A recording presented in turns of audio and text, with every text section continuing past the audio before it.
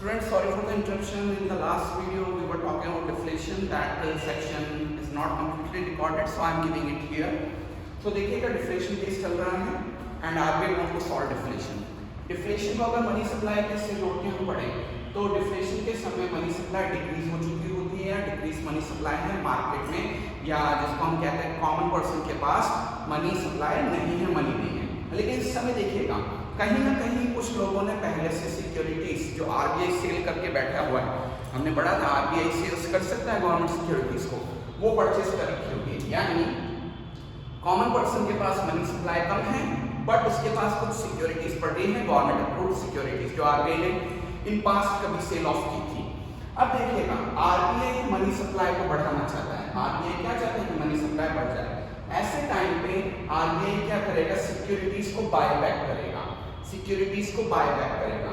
तो आरबीआई जैसे ही सिक्योरिटीज को परचेस करेगा, सिक्योरिटीज पहुंच गई आरबीआई के पास और ऑब्वियस है कि फ्री में तो परचेस नहीं करेगा और कॉमन पब्लिक भी ऐसे ही फ्री में अपनी सिक्योरिटीज नहीं दे देगी, तो आरबीआई इसके बदले में रिटर्न करेगा पैसा, किसे, कॉमन पब्लिक को। कॉमन पब्लिक के पास पैसा पहुंच गया, मनी सप्लाई बढ़ गई, मनी सप्लाई बढ़ते ही बेटा डिफ्लेशन केस सॉल्व हो जाता है।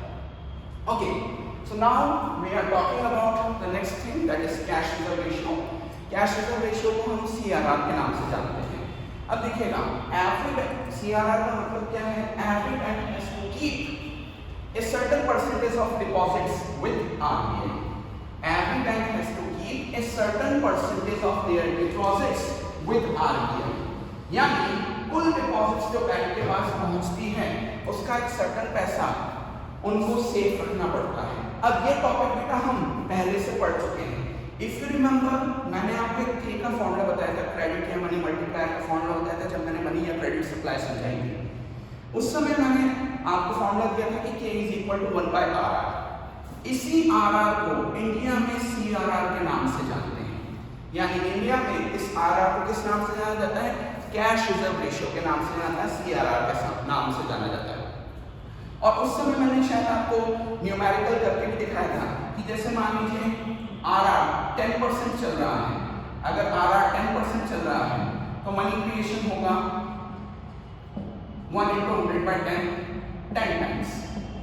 जबकि अगर RR आपका 20% चल रहा है, RR आपका 20% चल रहा है तो उस टाइम मनी क्रिएशन होगा बेटा 5 टाइम्स, उस टाइम मनी क्रिएशन होगा बेटा 5 टाइम्स। तो आप खुद देखिएगा मैंने RR या CRR को बढ़ाया तो उससे मनी क्रिएशन क्या हो गया, उससे मनी क्रिएशन बेटा कम हो गया, और CRR को घटाऊंगा मैं तो मनी क्रिएशन इंक्रीज हो जाएगा। यानी CRR और मनी क्रिएशन में या मनी सप्लाई में इनवर्स रिलेशन होता है। इसी ट्रिक को हम यहाँ फॉलो करेंगे। तो सोचिएगा इन्फ्लेशन केस चल रहा है, इन्फ्लेशन केस के टाइम मनी सप्लाई इंक्रीज है, इसकी रेमेडी के तौर पे हम क्या करना चाह रहे हैं, इसकी रेमेडी को हम रेमेडी करना चाहेंगे तो इसका मतलब हमें मनी सप्लाई क्या करना है, डिक्रीज करना है। ऐसे टाइम पे देखिएगा अभी मैंने आपको करके बताया RR 20 था और 10 था और 20 कर दिया, तो जैसे मैंने CRR को बढ़ाया मनी क्रिएशन कम हो गया। तो इसी ट्रिक को हम फॉलो करेंगे, इसी ट्रिक को हम फॉलो करेंगे। इसका मतलब इस समय CRR को क्या किया जाएगा, बढ़ाया जाएगा। CRR बढ़ाने का मतलब हो गया banks have to keep more money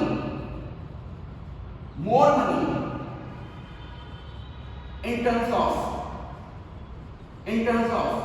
deposits with RBI, in terms of deposits with RBI। और ऐसे टाइम पे जितना पैसा वो RBI के लिए डिपॉजिट के तौर पर रखेंगे उतना ही less money available for loan creation या less money available for loans. और देखिएगा less money available for loans, इसका मतलब लोन्स कम जाएंगे, मार्केट में मनी सप्लाई डिक्रीज हो जाएगी, और मनी सप्लाई के डिक्रीज होते ही इन्फ्लेशन केस सॉल्व हो जाएगा। मान लीजिए डिफ्लेशन केस चल रहा है बेटा, डिफ्लेशन केस चल रहा है, मनी सप्लाई के हिसाब से लॉस होता है, मनी सप्लाई डिक्रीज है। इस समय रेमेडी के तौर पे मनी सप्लाई को इंक्रीज करना पड़ेगा। मनी सप्लाई को इंक्रीज करने के लिए CRR को फॉलो कराया जाएगा। CRR फॉल करते ही होगा क्या, bank has to keep less amount और money in terms of deposits with RBI, in terms of deposits with RBI, और इसका सीधा सा मतलब है more money can be offered as loan, more money can be offered as loan, यानी loan amount बढ़ गया। इसका मतलब मार्केट में लोन्स ज्यादा दिए जा सकते हैं और ज्यादा लोन्स आएंगे, इसका मतलब है मनी सप्लाई इंक्रीज हो गई। इंक्रीज मनी सप्लाई होते ही डिफ्लेशन का कॉस्ट सॉल्व हो जाएगा। आपकी हेल्प के लिए मैंने हर जगह, जब भी मैं जितने भी टूल्स बता रहा हूँ बेटा, हर जगह मैंने इस चीज को बेसिकली यहाँ रखा हुआ, इसको इरेज ऑफ नहीं किया। तो आप कभी भी क्रॉस चेक कर सकते हैं कि इन्फ्लेशन के टाइम क्या पोजीशन होती है प्राइसेस की, मनी सप्लाई की, और उसको रेमेडी कैसे करते हैं। सेम में डिफ्लेशन के टाइम क्या सिचुएशन होती है, डिमांड सप्लाई में क्या इम्बैलेंसेस होते हैं, मनी सप्लाई का क्या हो रहा होता है और क्या करना होता है। तो देख लीजिएगा मनी सप्लाई डिक्रीज करने से इन्फ्लेशन केस सॉल्व हो जाएगा और मनी सप्लाई इंक्रीज करने से डिफ्लेशन केस सॉल्व हो जाएगा। ओके, लास्ट हमारा आ जाता है बेटा LRR या SLR, जिसको हम बोलते हैं statutory liquidity ratio. Next topic आता है बेटा हमारे क्वांटिटेटिव इंस्ट्रूमेंट्स का सबसे last point. Next is SLR। SLR का फुल फॉर्म होता है statutory liquidity ratio. Statutory liquidity ratio, इसका मतलब क्या होता है, every bank has to keep a certain percentage of daily deposits in liquid form। फिर से बोल देता हूं, every bank has to keep a certain percentage of daily deposit in terms of liquid form या बोले तो liquid assets, यानी हर bank को अपनी डेली डिपॉजिट का एक सर्टेन परसेंटेज, वो सर्टेन परसेंटेज कौन डिसाइड करता है, RBI, अपने पास लिक्विड फॉर्म में रखना होता है, लिक्विड एसेट्स के फॉर्म में रखना होता है। वो लिक्विड फॉर्म क्या क्या हो सकती है, कैश इटसेल्फ, दूसरा गोल्ड, और तीसरा होता है अनएनकम्बर्ड अप्रूव्ड सिक्योरिटीज। ये अनएनकम्बर्ड अप्रूव्ड सिक्योरिटीज का मतलब है ऐसी बॉन्ड्स, ऐसे शेयर्स, ऐसी सिक्योरिटीज जिनके ऊपर अभी तक किसी भी तरीके का कोई लोन नहीं लिया गया है। तो SLR का मतलब है कि हर बैंक को अपने पास एक certain percentage of daily deposit liquid form में रखना है। अब बेटा एक छोटे से न्यूमेरिकल से समझाता हूँ। मान लीजिए गवर्नमेंट बैंक के पास डेली एक दिन का 100 रुपीज पहुंचा।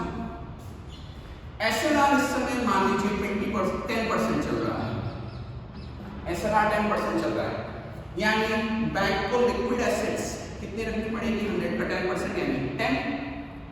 अब बचा हुआ अमाउंट क्या है, एक्सेस मनी क्या है, 100 माइनस 10 दैट इज 90। ये 90 लोन के तौर पे दिया जा सकता है। जबकि अगर SLR 20% कर दिया जाए तो इसका मतलब है लिक्विड एसेट्स हो जाएगी 100 का 20% दैट इज 20। एक्स्ट्रा मनी जो बैंक के पास बचेगा वो बनेगा 100 माइनस 20 दैट इज 80। तो मार्केट में लोन कितने का जा सकता है, 80 का। यानी आप देख सकते हैं जैसे मैंने SLR को बढ़ाया, इसका मतलब है लिक्विड एसेट्स बढ़ी, और इसका मतलब है मनी फॉर लोन गिर गया, मनी फॉर लोन या फंड फॉर लोन गिर गया।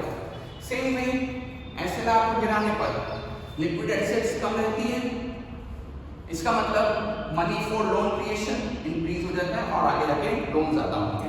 तो इसी ट्रिक को फॉलो करते हुए हम इन्फ्लेशन डिफ्लेशन को सॉल्व करेंगे। तो देखिए केस इन्फ्लेशन का चल रहा है, इन्फ्लेशन के केस में कॉज होता है इंक्रीज्ड मनी सप्लाई, इसका रेमेडी होगा बेटा डिक्रीज मनी सप्लाई को हमें डिक्रीज करना पड़ेगा। ऐसे टाइम पे देखिएगा, अभी मैंने आपको बताया SLR जितना ज्यादा करोगे मनी फॉर लोन उतना कम होता जाएगा, और SLR को जितना कम करोगे मनी फॉर लोन उतना बढ़ता जाएगा। हमें मनी सप्लाई को क्या करना है बेटा, कम करना है, हमें मनी सप्लाई को क्या करना है, कम करना है।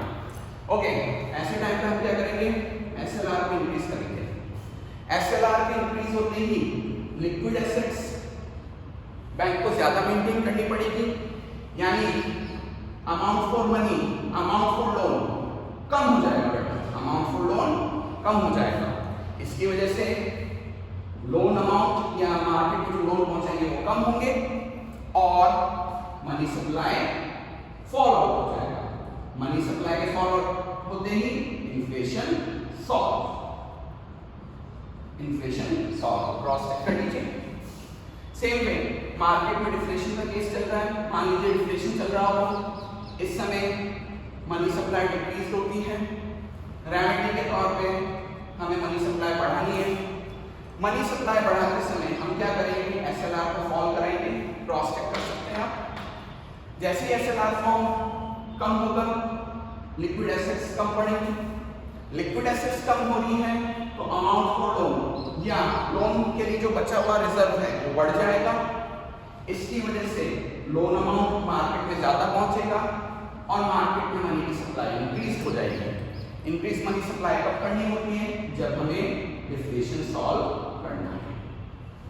सो दिस इज बेटा SLR and here we end the quantitative tools for money supply. Again बता दो बेटा, वैसे ये टॉपिक इस चैप्टर से CBSE ने हटा दिया है, बट क्योंकि हमारे अगले चैप्टर्स में ये काम वापस आने वाला है तो हमें इसका नॉलेज होना ही पड़ेगा। इसीलिए टॉपिक्स हट भी गया है, फिर भी मैंने ये टॉपिक आपको कंसिडर करा है ताकि आगे आने वाले चैप्टर्स में आपको कोई दिक्कत ना हो।